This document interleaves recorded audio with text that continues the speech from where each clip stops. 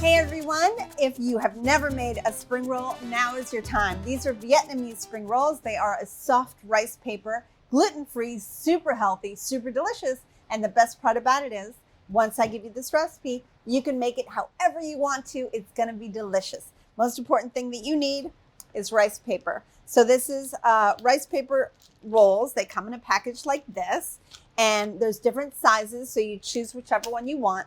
I have one in water right now. I have a little napkin, as you can see on my cutting board.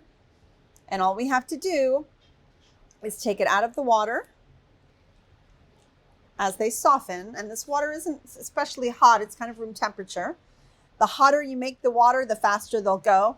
So I recommend you not for your first time, just so that you can go at your own speed.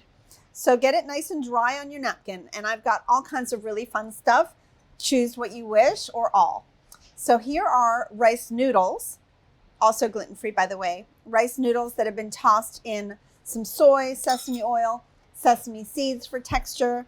Here is some raw julienne carrot, a little bit of julienne with a skin on cucumber.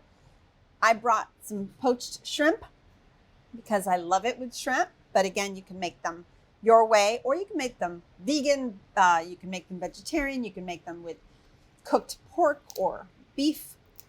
I'm pulling some fresh mint leaves out and placing them down, as well as some cilantro leaves. I go from bottom to top, and you don't have to make them perfect. You also don't have to fold in the bottom if you don't want to, so let's make a simple one.